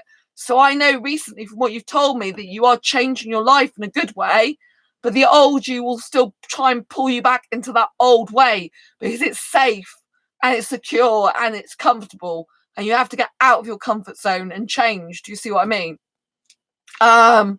Right, so it does that to protect the soul from the pain the body will go through. Once the body feels something, the soul can feel it. They're connected, different things, but connected. I'm at war myself. Oh, right, okay. I used to use anger to bury the sadness and the pain. It was a very evil child when I was mad. I threw things, slammed doors, hurt someone a few times. Eventually, I toned down for reasons. I don't want to hurt people and realise that things were better when I was better. I still was highly strung with anger when I was dominant towards people. Course, me having the soul of a wolf would respond like that. Ray, first thing I do is wake up is shoot. So when right, so I've got two different people. Right, Ray, you should wake up with an attitude of gratitude, right? So if you want to change your life, if anyone wants to change your life, when you wake up in the morning, you should be listing things that you're grateful for in life, right? That's what you should be doing. Grateful for any small things in your life, like a roof over your head, food in your belly, and money in your purse. Thankful for your family, your friendships, relationships, whatever is going on. Thankful, great gratitude, and being thankful and grateful is what you should always start your morning with. It's positive, It's realizing what you've got, the small things in life. It will make you feel better. But you have to repeat that consistently, day after day, week after week. This is all in my fibromyalgia self-help handbook. Do you know what I mean?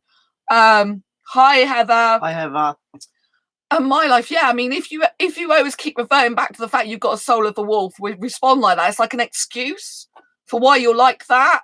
You can be anything you want to be in life. Do you see what I mean? Don't use something as an excuse for the way you are.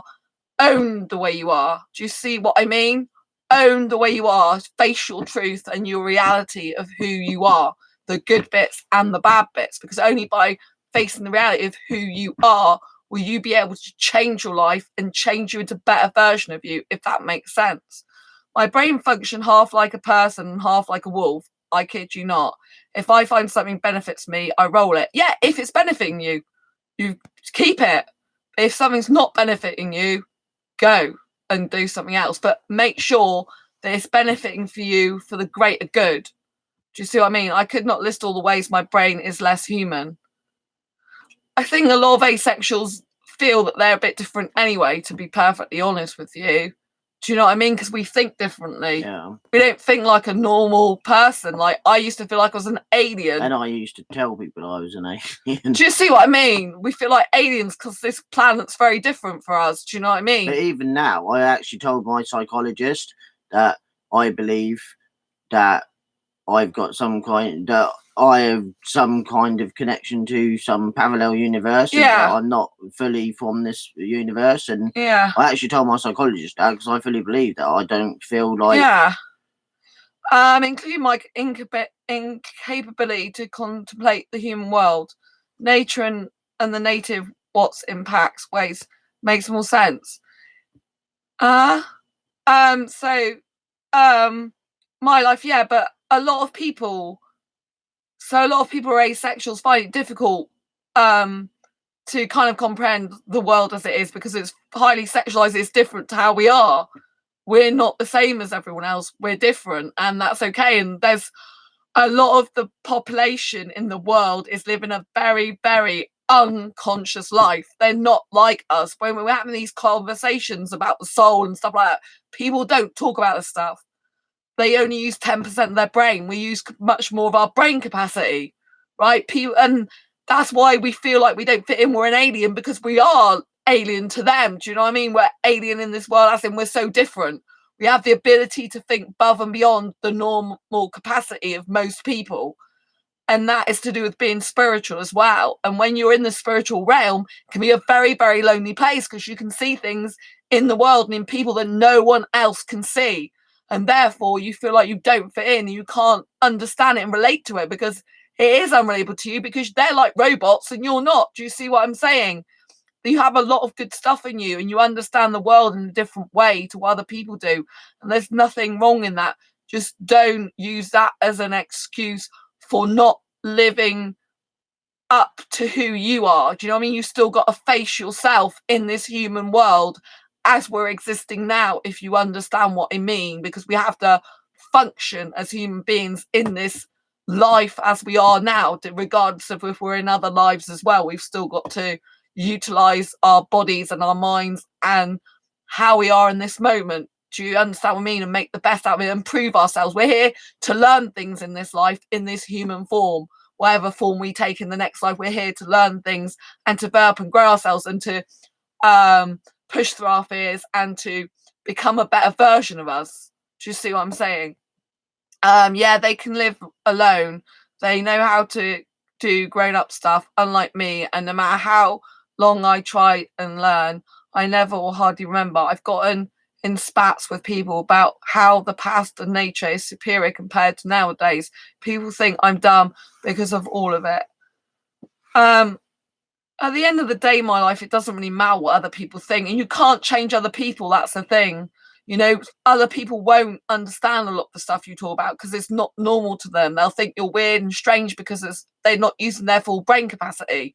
They're using a very, very small amount of it. So they won't understand this stuff. It's too deep and meaningful and it'll blow their circuitry. If you think of people like robots and they have a certain amount of capacity to take in information, and at the end of the day, if it's beyond their mind, it blows their, like, short circuits them. So they can't accept it. It's not what they're used to. They won't accept it. Their brain won't let them because they're out of their comfort zone too much. So they will retreat back into their main comfort zone, and it'll be like you've short-circuited them, and it's be like, no, no, no, no, no. And they'll go back into their shell-like. So don't think, like, I know that you have issues because you've told me before about different things that go in your life that you need to sort out, and suppressing emotions isn't going to help you. You need to get them out in some way that's good for you. And obviously hurting or upsetting people's not great. Everyone does it though sometimes. No one's perfect. You know what I mean? But I think you have to reflect on yourself, your life, and you have to face yourself in the mirror as this human being on this planet Earth at the moment. Do you know what I mean? I couldn't learn how to tie my shoes until 5th grade. I still can't fully remember how to use the washer in dryer yet. I haven't remembered how to do bills and taxes and checklists. Have you got autism, my life? Are you on the autistic spectrum at all? Because I couldn't fill out taxes, and I would say some of those traits are possibly autism. And also I can't fill out forms like my passport form, my driving application, and my PIP form to get social security or whatever you call it. All of those were filled out by someone else because I can't do them. So, like, you're not alone in that. Yeah, so you obviously probably do have some, like, because you've told me, like, you said you have post-traumatic stress disorder, and you have, you can't be alone or something, can you? You have, like, a dysphoria, and you have a lot of other issues going on. But I still think you're beautiful. I still think you're very intelligent. And when you're more intelligent and think deeply anyway, you kind of does make you a bit, like, feel like you're a bit ill, if you know what I mean, or a bit like crazy sometimes because you see things other people don't. So I think you've got a mixture of things that probably you have got some mental ill health in some way, but that you can work on and develop and grow to not be so prominent in your life. But I think you've got a lot of special qualities and a lot of deep and meaningful stuff that other people can't relate to, that you just have to know is okay, but you can't change people. You can't force your opinions on people to change. You can only tell them as you see it. But some people that don't live the conscious life won't understand it. Therefore, it's like I said, short-circuiting them in effect. I can't financially, emotionally, nor function alone. I have to live with someone, and I have to go out in public with someone because my brain can't comprehend certain things. And people down me for it. Even my mum, she tells me to just grow up and that I'm not letting myself be normal. Well, I'd say that you do have some problems there that you do need to sort out, and you do need to work on them. Because obviously, if you can't function as a person on your own in the big world, that's going to become a problem for you further down the line. Because obviously, your mum's not going to be around forever and a day. Your family, people you know, is not going to be around. There's going to be times when you're going to be on your own. You're going to have to deal with it. And it's better to start preparing for that now and start trying to work on small things. Like really small things. People that have social anxiety, for example, they can't go out on their own, a lot of them. They need someone to be with them, but you have to try and go out like for a couple of minutes on your own or something. Only place that can be alone is in nature, especially the woods. So yeah, if you like that type of thing, obviously you've got to think of your safety, because obviously being in woods in this, in this modern world that we live in isn't always kind and caring if there's nasty people around. You see what I'm saying? So you've got to take plenty of safety precautions on yourself. But you should always go and be in places where you like. Like I lived in the countryside for years. It didn't suit me. It made me quite ill being in the countryside because I'm not a countryside girl. I didn't know that at the time because I hadn't experienced city life. But because I'm an extrovert, and being in open space actually isn't good for me. I'm the opposite to you. But because I was in the place that was wrong for me, it made me feel bad, lonely, and upset all the time. But you're the opposite. You need to be around that type of thing, and it will suit you better, and you'll feel at one at peace with yourself. Do you see what I mean? It might be because my mind gets overwhelmed with everything going on around me. Yes. I mean, you've told me about your home situation, which is very, very hard for you. It's kind of a repressive situation, isn't it? And so, I think you need to take time out for you. I think you need to take time out to go into nature more, whatever makes you feel good. You need to take time out to dance, like you said. And you need to take time out to grow yourself. You have to work on growing yourself. I know that it's hard for you in this human form, but you have to understand that we have to accept we've got a human form and make the best use of it in this life, because obviously we'll carry these lessons on probably through other lives and time frames as well. So it's really important that we develop and grow ourselves. we always learn a lesson, so that if in this life it ends and we come back as something else, we haven't learned the lesson in this life we need to learn, we'll keep repeating the same life over and over again, kind of. Do you know what I mean? In different scenarios. You know what I mean, don't you, Sam? So we need to sort our traumas out in this life in order to be better equipped for the next one. Do you know what I mean? But if your mind gets overwhelmed, it's quite natural, especially in the repressive environment you've told me about at home. You need to get out in nature. You need to do things that make you happy, that light you up, that make you feel good. You need to be at one with your soul. Do you see what I mean? I like routines and things going the same way every day. Things make more sense like that. Things are easy. I'd say you got autism, to be honest. It sounds like that's a textbook autism person. I don't like using the word textbook, but if you like routines and things going the same way every time, that usually is a sign you're autistic. You have ADHD and OCPD. I know ADHD, but I'm not. What's OCPD? Do you know? Obsessive compulsive personality disorder. Oh, right, okay. But with like being overwhelmed with everything, I often get that, especially when I'm out and around people. Like more often than not, I can't go out without other people, or I have to, if I'm going out, then I have to be meeting someone at the end of it, because I can't just. And also, like with the routines thing, I have a thing where it doesn't matter what I've done during it. Like most of the time during the day, I just work on my universe anyway. But if I have been out, like tonight, I can't just go back to my hotel and go to bed. I have to work on my universe, because it's something that I have to do, and I get really anxious and agitated if I don't do it. Yeah. And I have to do that. If I've been out, I have to do that every night before I go to bed. It's like today when I met you, because I was late because I left my money at home and had to go back and get it. Never mind. But the point is Sam was like, I don't want to go in the pub where we're meeting because I'm worried that it might be too busy for me. So Sam stood and waited outside for me because they didn't feel comfortable about going into that environment, even though they went into Nando's yesterday, which was quite busy on their own. So they didn't feel right. So they stayed and waited out. So you can still function as an adult on your own in your doing this stuff, but you have to learn what works for you and what doesn't, and treat yourself with kindness and put things in place and processes in place with yourself and friends so that you can function as normal as possible, or as advantageous to yourself as possible, by working with yourself. Like Sam's not coming out. Sam came from the hotel, walked to the pub themselves. I also left my house Friday morning. Got the train and got the coach all the way over to here, so I can go out. It's difficult for me, but I can do it because I push myself to do it, because I want to be like pushing myself and living my life. Yeah, you have to push yourself. You have to force yourself to do things sometimes. My mum doubts me on my public issue. She was like, but you go to school and church alone. First of all, I've got friends. Second, it's routine. Yeah, so you have to create new routines for yourself. Like, it's hard because if you have got autism as well, which I think you might have, highly suggest that you get checked out for that and have a test for it. She said ADHD is on the autistic spectrum. Yeah, it is.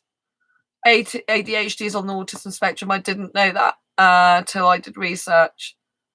Yeah, I think, well, I agree with you on that. As far as I know, yeah. But I don't know if you have like other forms of autism, like Asperger's and stuff like that. OCPD is why I agree to. Yeah, but people with autism, like Asperger's, they have to have routine. They like, for example, I had a guy who came into my job, and they would come and see me every week the same time. My bosses had to tell him to go, and it was bad for him because he'd gone into a routine of coming to see me and talking to me. But they're like, you can't have this guy talking to you on your department when you got customers. But it was very disturbing for them because they used to routine coming to see me. That's what they decided to do. They fancied me a bit, but they liked me as a friend as well. And they used to keep coming and sitting on the bed where I worked all the time because it's the same routine. Like some people with autism, they have to go to the same restaurant. If they're going to a restaurant, they go to the same one every time, the same time, and they like to be saved by the same person. But you just have to understand that routine will be broken sometimes. You'll have it broken for you. So what I've learned in my life, because I have anxiety still, is I have to be it's better for me to be in control of changing and change myself than have other people or situations do it for me. So you have to be very, very brave sometimes and take baby steps and change your own life and doing things and make you get yourself out of routines. So, for example, if you do something 5 days a week, you have to force yourself to decide one day, I'm not going to do that. I'm going to do it 5 minutes later or something like that to get yourself out. Things are less stressful when things are routine. Yeah, I mean, I understand that, but I'm just saying there's going to be situations and times when you can't always have routine because life doesn't work like that. So you have to put things in place, safety precautions for yourself of what's going to happen if things don't go according to plan. Do you see what I mean? It's better to plan for these things than have them just happen to you, if you know what I mean. So, like, for as soon as something gets off routine, my brain spaced out. So I seriously think you should get checked out for autism.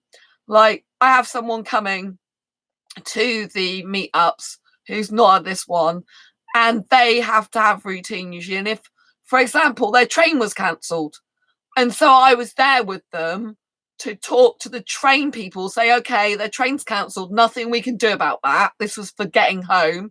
So what do we do now? Where does my friend have to go? Which train do they have to catch? And I had to help them get sorted with all their timetables and the different trains that can catch different destinations.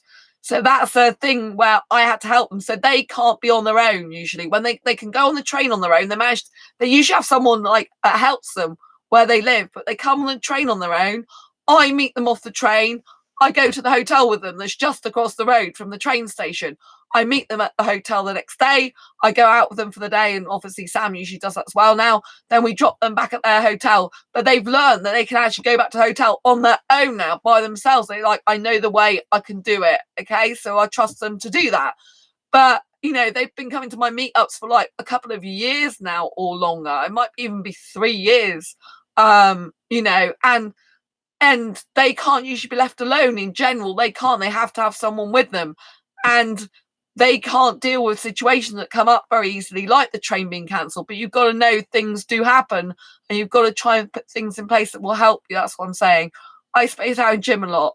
I'm trying to fight it. I couldn't, so I found a way to actually play this current sport by focusing on the ball and letting instincts take over. Gym has been going great. So you're learning strategies to cope, and that's what you've got to do. You've got to accept yourself and learn strategies for yourself, and it's really, really important to do that. Turns out I like chasing things that move. That's good. Like a fox, I'm guessing. Not a fox, wolf. But foxes do that as well. Yeah. My mum's dog looks like a fox, so that's kind of why I think of a fox sometimes. But yeah, so it sounds like you're finding ways of coping, which is really good. So all you've got to do is keep getting to know yourself and keep trying to improve your situation and yourself as you are and accept yourself. Like, I used to work as a teacher, like a trainer, a peer trainer for a recovery learning community, and it was helping people with mental health difficulties to recover from mental ill health through social media. But there was other people helping. It was all about empowering people to manage their mental ill health, not saying you haven't got it, not saying you have to get rid of it, but actually living with it and coping with it and managing it, how to manage it better. And that's much better than just saying, oh, get rid of it, because you can't get rid of it. It's there, it's happening. You have to learn how to deal with it and manage it. So it sounds like you're doing a lot of positive things. So this is good. Very, very good, Just keep growing yourself and developing. Ray says, I have a service dog that goes with me everywhere I go. So yeah, Ray has a service dog, So, you just have to work with what you've got. It doesn't mean to say that your life will always be the same. You might make small improvements. That's what I'm saying. Do you see what I'm saying? And you're already making some improvements. Like, you've done something today because no one was available online. It forced you to do something different and get out of a routine, which was dancing. Do you know what I mean? You've actually got out of a routine. You've done something different. Every time I go on a team, they act like a pact. And so things register now. Wash the ball, make sure the other team doesn't win, keep the ball away from them. It keeps in with the team. I'm getting backbone. I'm learning to let my instincts control some things. Well, this is good. If you know that you have like a wolf type of personality, then you can use that to your advantage. It's all good, isn't it? But sometimes we have intuition and instincts within ourselves as human beings as well. Well, as souls, particularly, like spiritually, I have intuition. And when I listen to my intuition, things go well for me in life. When I go against my intuition, because I doubt myself or second guess myself or am unsure of myself, then things go wrong. Do you know what I mean? So, when you say you're learning to let your instincts control some stuff, that is actually a good thing. Like I said, when I go with my instincts, life turns out a heck of a lot better. It's scarier sometimes because I don't know why I think this way. I don't know why I feel this way. I don't know why I want to do this, but I've just got to go with it. Took how many years to figure it out? Oh, bless you. The main thing is you figured it out, though, isn't it? Heather, I have to answer Heather's question. So Heather was asking, how was Disney on Ice? We did actually cover that in the very beginning of this video. It was absolutely amazing. But Sam will do a quick recap. I got a little friend. Yes. And it was absolutely amazing. It basically started off with Mickey and Minnie and Goofy and Donald, and they were Goofy and Donald were deciding to make a film, so they decided to look at different stories. So we started off with Pinocchio and went through all different Disney stories, and basically had small short segments of each one. And the best one was Frozen, and that was the most thorough one as well. And it was absolutely amazing. Like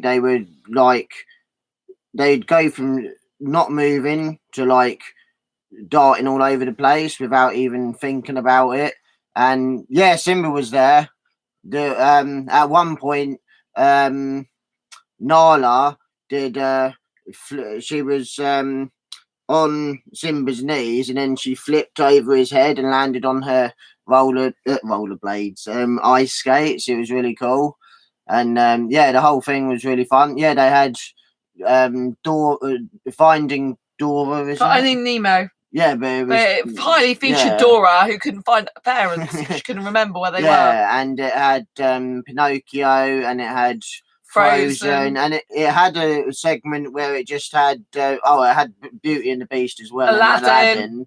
And it had a segment where it just had the princesses and the princes of Disney come on, and each couple came on and did a little dance, and then they were all on the floor for a bit, but it didn't really focus on any of them in particular. Yeah, they didn't do stories with them. They only did like a little bit of dancing and music from their shows, which is a bit.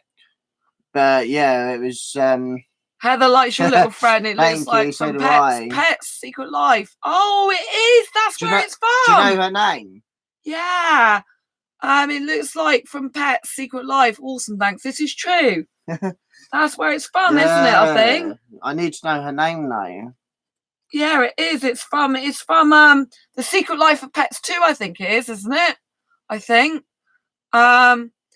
This TV show Monk. My brother used to watch it. Isn't he a detective? Yeah, I've seen it.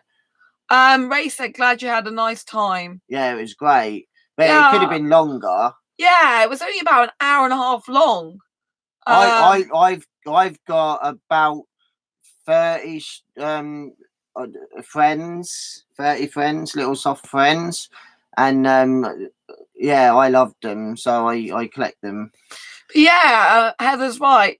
My friend has tons of stuffed animals. Yeah, from that's why I said I've got like 30 odd. But yeah, this is a Secret Life of Pets, isn't it? I think Heather's right. I think it is.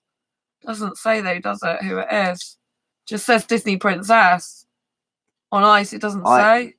My life said I'm like Adrian Monk, but not as concerned with germs. I'm actually really concerned with germs. I hate germs. I used to have OCD when I was a kid, proper like birth certificate age kid, but I don't talk about it. I've never spoke about it in public. It was a very bad. I had to get myself out of it. I had to force myself out of it. It was an OCD, and it was one in which I believed if I didn't do a certain thing, something bad would happen to me, and it went on for a long time. and I forced myself out of it. I had to stop it. I had to stop myself doing it and face the consequences of if something bad did happen to me because I didn't do something. And it worked eventually, but it was hard. So, it's the only way of curing myself. With me, the only germ thing I've got is like with food. I won't eat off another person's plate, and I won't let them. If someone takes a chip or something off my plate, I won't eat the dinner. And that's like, I won't eat if someone's got a bag of crisps or nuts or anything and they offer me some. I always say no, because I just won't share food. I won't. If I go to a party, I won't eat any of the buffet food.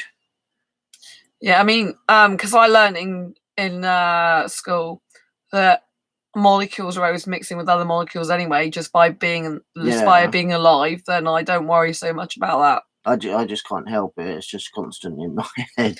I thought I had OCD till I did research, and I found out I didn't. It was OCPD. You know about it? Well, I know what it is. It's obsessive compulsive personality disorder. So what's the difference between OCD and OCPD then? Because obsessive compulsive disorder surely is by someone who has OCPD. They're linked on. They're the same sort of thing. As obsessive compulsive personality disorder is someone who has an OCD, as far as I know. But maybe they have more of them.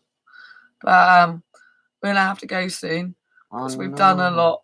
Is there anything else? The different things that make my brain the way it is are not only things I wish to rid of. They aren't bad. I only see them as negative because if other people's thoughts about them. So no, they are different things.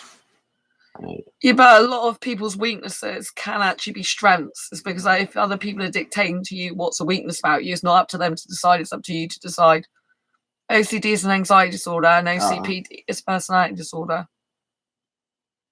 Oh, right. Okay. That makes sense. Interesting. But yeah, so we've got an asexual meetup in the morning for Sam's birthday. Happy birthday to Sam. And we've got it's not actually my birthday till Monday. No, it's an official birthday Monday, but we've got asexual meetup in the morning, and we're meeting we're meeting 5 people, but 2 new people that we've never met before in our life. And there's a cute waiter there too. Oh yeah, very cute waiter that we both fancy the pants off. So we're gonna have to go and get, because Sam's got to go back to their hotel, and we have to go to sleep. Have a good rest and hope you have a good meet up tomorrow. Happy birthday, Sam. Yes. Thank you. Happy birthday to Sam. The birthday starts here. So we're going to be having a full day of meet up tomorrow. And it's going to be absolutely amazing. We're having a Chinese meal starting at 11:30 till 2:30. And then we're going for a drink. And then we're going to another pub later on. I have to wash up anyways. I love chatting. Thank you, my life. Thanks for joining us. Thank you so much, Heather. Lots of love to my life. Lots of love to Heather. And lots of love to Ray. It's been absolutely amazing. Thank you all. Thank you so much for tuning in. Don't forget, if you're here to hope you get dessert. There you go. You've been told by Heather. Got to get dessert. Do they have dessert at the Chinese? I've never had dessert there. I don't know. You'll have to ask tomorrow. But they do. Normally, Sam has 2 main meals, so that's like a main meal and another one is a dessert. So that is their dessert. Do you know what I mean? So and we're going to have an amazing time, but we have to go and get some rest. Do you know what I mean? Especially because my voice will completely pack up. Anyway, so if you're new to this channel, don't forget to subscribe. Hit that bell icon to get notified of every time I go live or post a new video. Don't forget, if you haven't already given this video a thumbs up, we would really appreciate the thumbs up. We absolutely love getting thumbs up. It's really nice to have Sam on this channel again. They're absolutely amazing friend, and I'm so happy that I know them. And they're my best friend. I feel blessed.